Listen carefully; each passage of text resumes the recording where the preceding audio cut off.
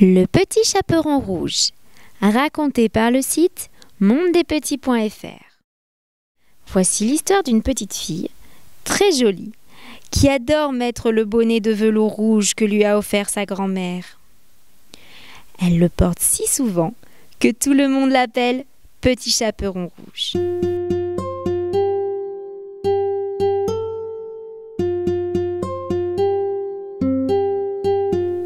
Un matin, sa maman lui demande d'apporter une galette et un petit pot de beurre à sa grand-mère.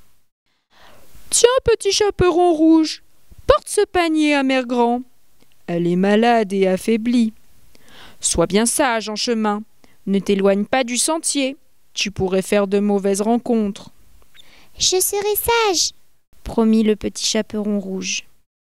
Mère Grand habite à une bonne demi-heure du village, tout là-bas, au milieu de la forêt. À peine rentré dans les bois, le Petit Chaperon Rouge rencontre le loup.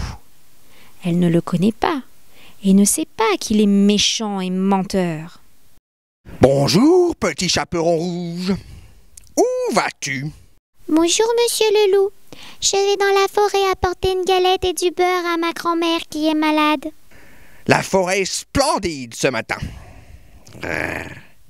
Regarde comme les fleurs sont belles. Tu devrais cueillir un bouquet pour ta grand-mère. » Oh, c'est une bonne idée.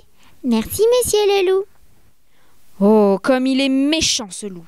Il veut retarder le Petit Chaperon Rouge et arriver le premier chez Mère Grand. Le loup arrive chez Mère Grand et frappe à la porte. Toc, toc, toc. « Qui est là ?» demande la vieille dame. C'est moi, le Petit Chaperon Rouge. Tire la chevillette et la bobinette, chéra. Le loup ouvre la porte et bondit sur Mère Grand. Il l'avale d'une bouchée. Pendant ce temps, le Petit Chaperon Rouge gambade dans les bois à la recherche des plus belles fleurs. Une fois son bouquet fini, elle reprend le chemin de la maison de sa grand-mère. Elle arrive devant la porte et frappe. Tac, tac, tac. Qui est là? C'est le Petit Chaperon Rouge. Tire la chevillette et la bobinette, chère. Le Petit Chaperon Rouge tire la chevillette et s'approche du lit. Oh, Mère Grand, que tu as de grands bras. C'est pour mieux t'embrasser, mon enfant. Oh, Mère Grand, que tu as de grandes oreilles. C'est pour mieux t'entendre, mon enfant. Oh, Mère Grand, que tu as de grandes dents. C'est pour mieux te manger, mon enfant. Le loup bondit et se jette sur le Petit Chaperon Rouge. Il l'avale d'une bouchée. Heureusement, un chasseur passe devant la maison et assiste à la scène. Il entre, prend le loup par les pattes et le secoue très fort. Tiens, méchant loup, tu l'as bien mérité. Le loup crache alors la grand-mère et le Petit Chaperon Rouge. Puis, pris de panique, le loup s'enfuit de la maison.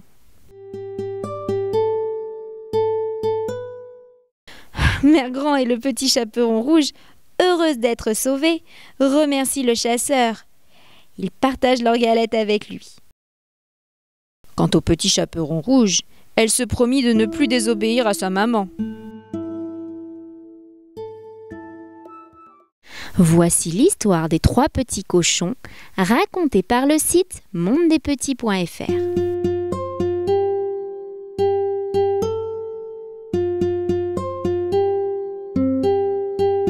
Il était une fois 3 petits cochons. Le jour arriva pour eux de quitter la maison de leur maman. « Au revoir, mes chéris, construisez-vous une belle maison. Mais surtout prenez garde qu'elle soit bien solide pour que le grand méchant loup ne puisse entrer vous manger. » Les 3 petits cochons partirent tous dans une direction différente. Le premier arriva sur un grand champ et se construisit une maison tout en paille. Le deuxième partit en direction des bois et se construisit une maison tout en bois. Le dernier décida de prendre son temps et se construisit une belle maison en briques. Une fois leur ouvrage terminé, les deux premiers petits cochons rendirent visite à leur grand frère et se moquèrent de lui. Tu n'as toujours pas fini ta maison? La mienne est terminée depuis un moment déjà. Maintenant, je vais pouvoir m'amuser. Moi aussi. Tu devrais lâcher tes briques et venir jouer avec nous. Rira bien qui rira le dernier. Le travail est toujours récompensé. Ce dernier n'avait pas tort. Devinez qui observait les trois petits cochons en se léchant les babines. Le loup. Il arriva chez le premier petit cochon, souffla sur sa maison en paille. Elle s'envola aussitôt. Il arriva chez le deuxième petit cochon, souffla un grand coup. La maison de bois s'envola également. Les deux petits cochons s'enfuirent et se réfugièrent chez leur grand frère. Le loup s'approcha de la maison en briques, souffla, souffla, encore, et encore.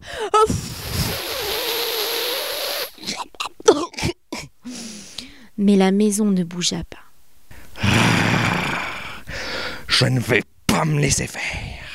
Je finirai bien par les manger, ces trois petits cochons. Je sais. Je vais monter sur le toit et entrer par la cheminée. Quand le troisième petit cochon vit ce que faisait le loup, il plaça une marmite remplie d'eau très chaude sur le feu ardent. Et juste au moment où le loup arriva, il ôta le couvercle. Pouf! Le loup tomba dans l'eau bouillante. Il se brûla et sortit très rapidement de la maison. Les petits cochons décidèrent de s'installer tous les trois dans la maison de briques. Et ils ne revinrent jamais le loup. Voici l'histoire du vilain petit canard racontée par le site mondedespetits.fr. Comme il faisait bon dans la campagne, c'était l'été. Une canne, assise là sur son nid, couvait ses canetons. Pourtant, elle commençait à s'ennuyer, car cela durait depuis quelque temps déjà. Enfin, les œufs craquèrent les uns après les autres. Crac, crac, crac. Les oisillons brisaient leurs coquilles et sortaient. Mais un œuf ne voulait pas se percer. C'était le plus gros. La canne soupira et se résigna à attendre. Elle se coucha pour tenir cet œuf bien au chaud sous son ventre. Enfin, le gros œuf se brisa et un étrange petit canard apparut. Il était grand, gris et si laid que la canne dit « Voilà un énorme caneton !»« Coin, coin !»« Aucun des autres ne lui ressemble. Il est si gros. Enfin, qu'importe. C'est mon petit à moi. Et puis, il est beau quand même quand on le regarde bien. » Coin, coin. Elle le prit avec ses petits et tous ensemble partirent faire une promenade au bord de la mare.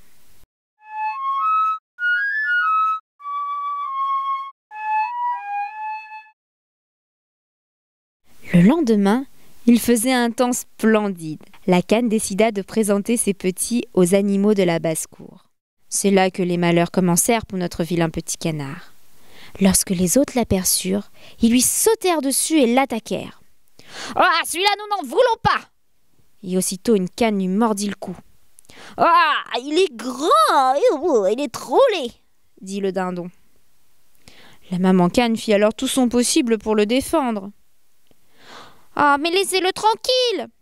dit la mère. « Il ne fait de mal à personne. Oh, il est pas beau, mais il a bon caractère et il nage bien. Il est resté trop longtemps dans son œuf, voilà pourquoi il est si gros. » Hélas, le petit canard fut mordu, bousculé et pourchassé toute la journée par les canes, les poules et les dindons. Même ses frères se moquèrent de lui et le rejetèrent. Le petit canard se sentit alors obligé de quitter la ferme.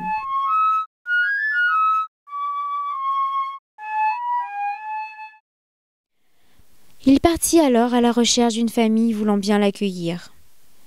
Mais les animaux le dédaignaient à chaque fois à cause de sa laideur. Pendant plusieurs mois, il dut lutter contre la faim et la solitude. L'hiver arriva. Il fut froid, terriblement froid. Le caneton devait constamment nager pour empêcher l'eau de geler complètement autour de lui. Mais à la fin, épuisé, il ne bougea plus et il resta pris dans la glace. Au matin, un paysan qui passait le vit. Il prit à la glace et porta le caneton jusqu'à la maison, où la femme le ranima. Les enfants voulurent alors jouer avec lui. Notre petit canard prit peur, sortit rapidement et se cacha très vite dans les buissons. Il resta là tout l'hiver, attendant patiemment que l'air se réchauffe pour pouvoir repartir. Pendant tout ce temps, notre petit canard grandissait.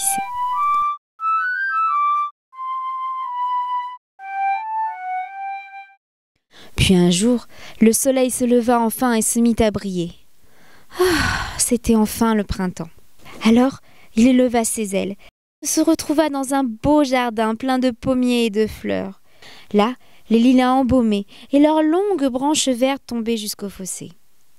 Comme il faisait bon! C'est alors que s'avancèrent 2 superbes cygnes blancs. Ils ébouriffaient leurs plumes et nageaient si légèrement. Une étrange mélancolie s'empara alors de lui. « Je vais voler vers vous, et vous me taperez certainement d'avoir l'audace de vous approcher, moi, le vilain petit canard. » Il s'élança dans l'eau et nagea vers ces cygnes pleins de noblesse. À son grand étonnement, ceux-ci, en le voyant, se dirigèrent vers lui. Il pencha vite la tête sur la surface de l'eau, attendant les coups. Mais alors, qu'est-ce qu'il vit se reflétant sous lui dans l'eau claire? C'était sa propre image. Non plus comme un vilain gros oiseau gris et lourdeau. Il était devenu un très beau cygne. Il ne regrettait pas le temps des misères et des épreuves, puisqu'elle devait le conduire à un tel bonheur. Les grands cygnes blancs nageaient autour de lui et le caressaient de leur bec. Alors ses plumes se gonflèrent, son cou se dressa, et il était heureux comme jamais. Il avait enfin trouvé une vraie famille.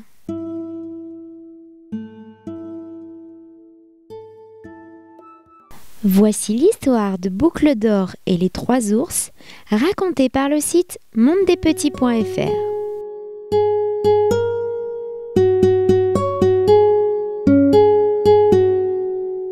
Tout près de la forêt habitait une petite fille qui avait les cheveux si blonds et si bouclés qu'on l'appelait Boucle d'Or. Dans la forêt, près de la maison de Boucle d'Or, vivait une famille ours. Il y avait le grand ours, le papa, un ours de taille moyenne, la maman et un petit ours. Comme il faisait très chaud ce jour-là, et parce que la soupe était bien trop chaude pour être mangée tout de suite, les 3 ours décidèrent de faire une petite promenade en attendant que le déjeuner refroidisse un peu. Ils sortirent donc tous les 3, laissant derrière eux la porte de la maison entr'ouverte. Ils ne craignaient pas les voleurs. Boucle d'Or, ce jour-là, avait aussi eu l'envie de se promener dans la forêt. Et, chemin faisant, elle arriva près de la maison des 3 ours. Elle frappa à la porte, mais n'entendit aucune réponse. Alors, comme elle était bien curieuse de savoir qui pouvait vivre ici, elle entra.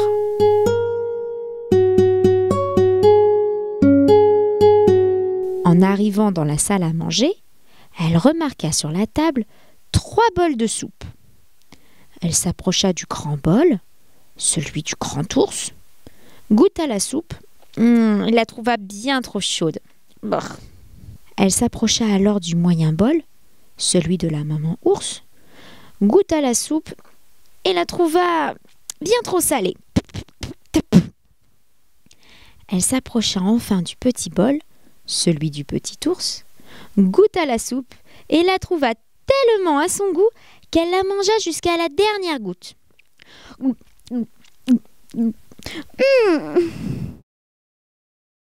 Ensuite, elle voulut s'asseoir.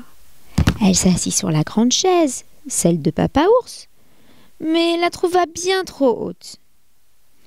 Elle s'assit sur la moyenne chaise, celle de Maman Ours, mais la trouva, oh là, un peu trop bancale.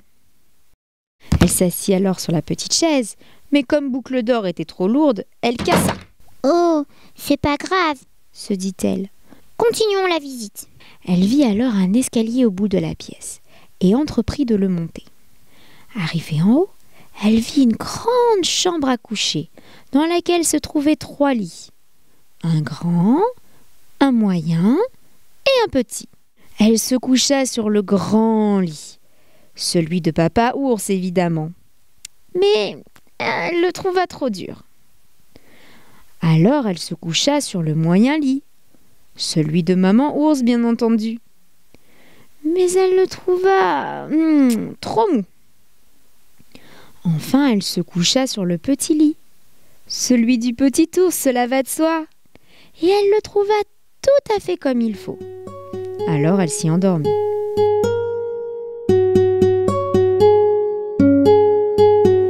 Les 3 ours, comme ils avaient terminé leur petite promenade, rentrèrent à la maison.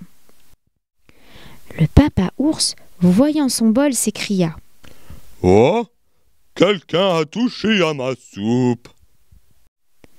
La Maman Ours, voyant son bol, s'exclama : « Quelqu'un a touché à ma soupe !»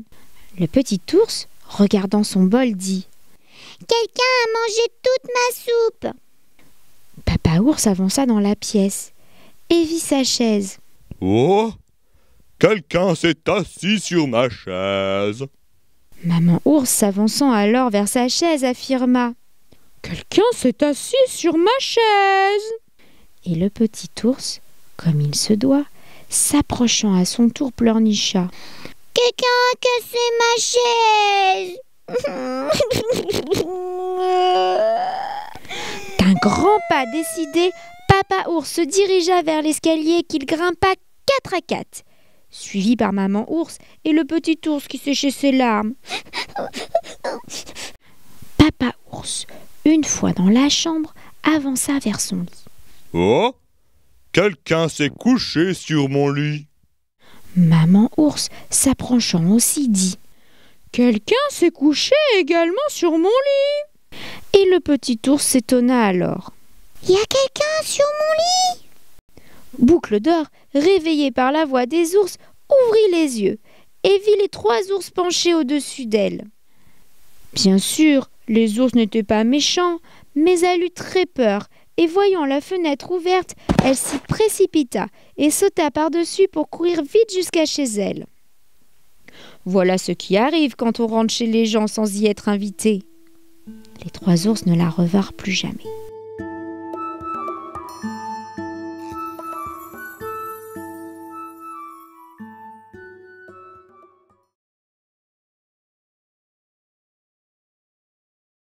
Voici l'histoire de Demoiselle Méline, la princesse, racontée par le site mondedespetits.fr.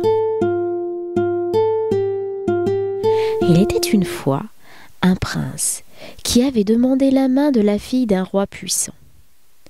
Elle s'appelait Méline et était admirablement belle. Mais son père avait refusé la demande du prince, car il avait décidé de donner la main de sa fille à un autre prince. Or, les 2 jeunes gens s'aimaient d'un amour tendre. « Je ne veux que lui, » déclara Méline, « et je n'en épouserai aucun autre. » Le père se fâcha. Il fit construire une tour à l'intérieur de laquelle pas un seul rayon de soleil ni la lueur de la lune ne pouvait passer. Et il dit : « Tu seras enfermé dans cette tour. Je viendrai régulièrement pour voir si ton obstination et ton entêtement ont été brisés. » On apporta dans la tour à manger et à boire. Méline et sa femme de chambre y furent emmenés et emmurés. Le prince venait souvent près de la tour et appelait Méline par son nom. Mais le mur épais ne laissait pas passer sa voix.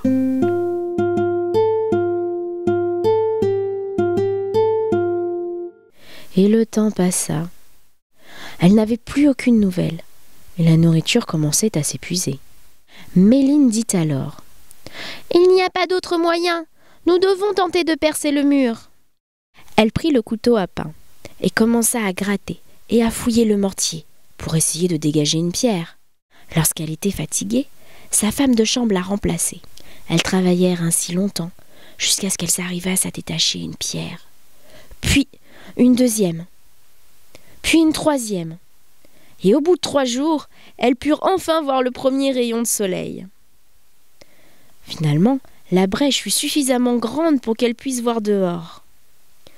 Le ciel était d'un bleu magnifique, et une brise fraîche les salua.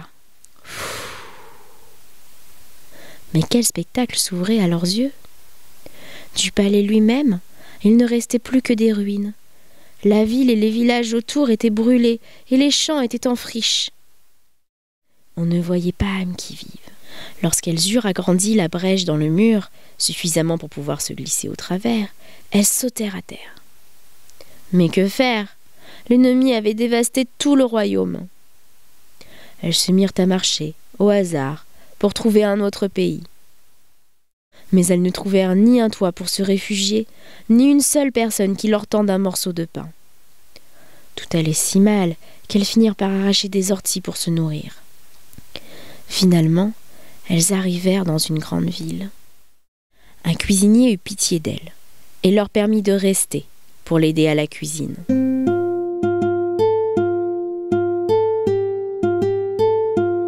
Le fils du roi de ce royaume était justement le prince qui autrefois avait demandé la main de Méline. Son père lui avait choisi une fiancée laide, au cœur dur. Le mariage approchait inexorablement.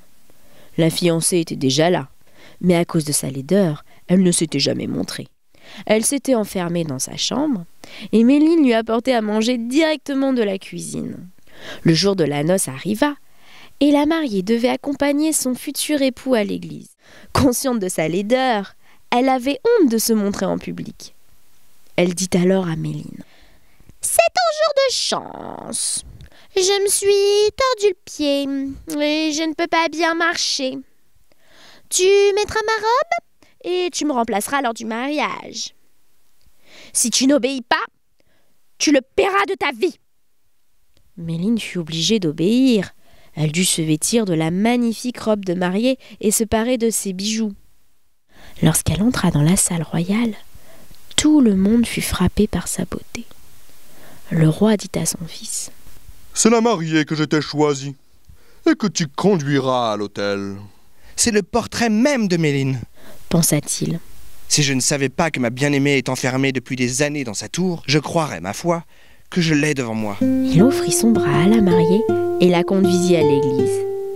Des orties poussaient près de la route, et Méline leur dit : « Ortie, petite plante gracieuse, tu m'as l'air bien soucieuse.